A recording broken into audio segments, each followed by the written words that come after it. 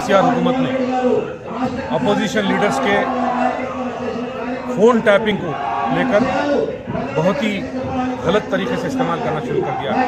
ये Pegasus software terrorist activities को check करने के लिए, उस पर निगाह रखने के लिए गवर्नमेंट इजराइल से खरीदी है। लेकिन बड़ी अफसोस के साथ मुझे कहना पड़ रहा है कि जिस तरह से मोदी गवर्नमेंट की और केसीआर गवर्नमेंट की जो फेलियर्स है, उसके ऊपर जो जर्नलिस्ट काम कर रहे हैं, उन जर्नलिस्टों को, उनके सोर्स को, उनके फोनों को टैप करते हुए उनका सोर्स को जानकर उनके ऊपर इसमें यह है कि इजराइल जो देश है उसके पास एक सॉफ्टवेयर है, एक NSO की एक कंपनी है जिसको आप बोलते स्पाईवेयर पेगासस। ये कंपनी सॉफ्टवेयर बेच के फोन हैकिंग करती और इसका मकसद क्राइम को, टेररिज्म को कंट्रोल करना है। और ये कंपनी का एक फॉर्मूला है, जो भी गवर्नमेंट है उसको देती और गवर्नमेंट का जो अप्रूवल आया उसको देती, कोई प्राइवेट आदमी को नहीं देती इन्हें सॉफ्टवेयर। और उन्हें खुल के बोल रही, मैं कमर्शियल हूं, मैं पैसा लेके सॉफ्टवेयर देता हूं।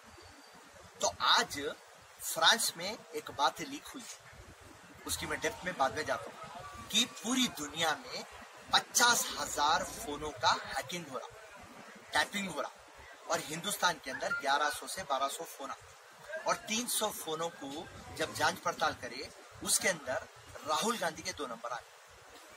प्रशांत किशोर जो पॉलिटिकल स्ट्रैटेजिस्ट है उसका नंबर आया। ममता बनर्जी का जो नेफ्यू है अभिषेक बनर्जी, उसका नंबर आया। और आप हैरत में आ जाएंगे, सुप्रीम कोर्ट के जज, एक्स सुप्रीम कोर्ट के जज, चीफ जस्टिस रंजन गोगोई का भी नंबर आ गया। और उसके अंदर हमारे इलेक्शन कमिश्नर एक्स अशोक लावा साहब का भी नंबर आ। और उसके अंदर आप देखेंगे तो प्रेस वाले, जर्नलिस्ट के नंबर आए, ह्यूमन एक्टिविस्ट के नंबर आए, अपोजिशन लीडर के साथ। आप हैरत में आ जाएंगे, हिंदू पेपर टैपिंग में है, टाइम्स टैपिंग में है, आपका न्यूज 18 टैपिंग में है, और एक न्यूज क्लिक चैनल टैपिंग में है, फ्रंटियर चैनल टैपिंग में है।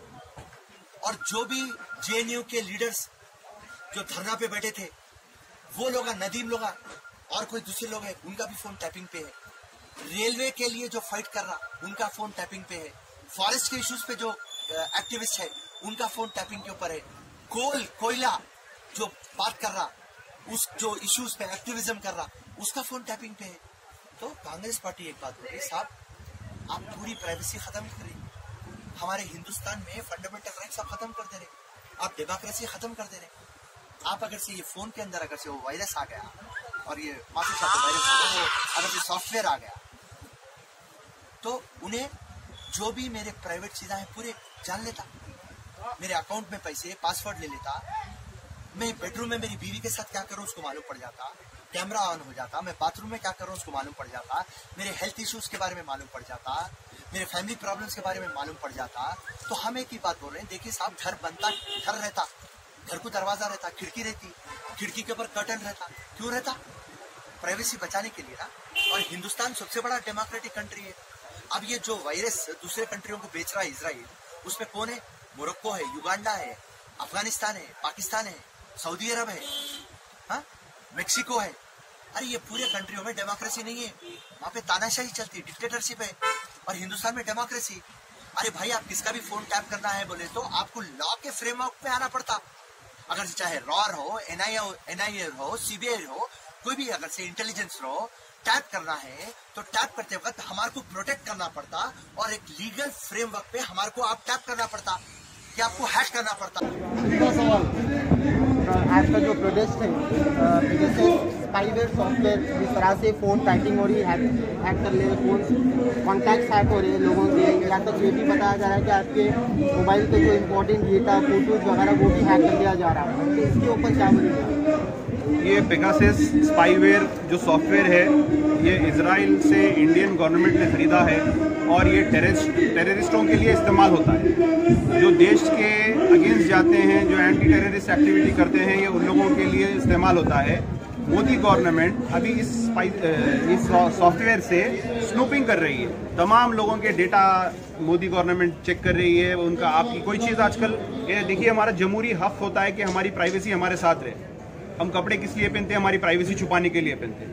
मोदी गवर्नमेंट वो कपड़े तक निकाल दे रही है। ये तमाम चीज़ों के ऊपर स्नूपिंग हो रही है। जैसा कि खुद के अपने 2 मिनिस्टर्स की आप पूरी डिटेल्स निकाल लिए। राहुल गांधी जी जो कांग्रेस के वरिष्ठ नेता है, उनका फोन टैप हो गया है, उनके ईमेल्स टैप हो जा रहे हैं। तमाम लीडर्स के, जो जर्नलिस्ट है जो गवर्नमेंट के फेलियर्स एक्सपोज करती है, उन जर्नलिस्ट के भी तमाम डेटा, उनकी हर चीज़ एक्सपोज हो जा रही है और उस सॉफ्टवेयर की तरह ले रहे हैं। तो ये देश के हित में बहुत गलत हो रहा है। जो चीज़ टेररिस्टों के लिए इस्तेमाल होना चाहिए, मोदी गवर्नमेंट वो आवाम के लिए इस्तेमाल कर रही है और ऑपोजिशन के लिए इस्तेमाल कर रही है। डेमोक्रेसी में ऑपोजिशन का ये मतलब होता है कि आवाम, ये जो स्पाईवेयर है ये किसी को भी नहीं बेचा जाता, सिर्फ ये इजराइल की कंपनी मुमालिकों के हुकूमत को बेची जाती।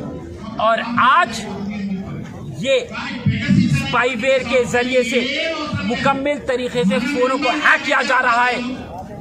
Global media organisation MST international security lab ने ये फरमान जारी कर दिया कि हिंदुस्तान में 300 हिंदुस्तानियों का नंबर हैक किया गया।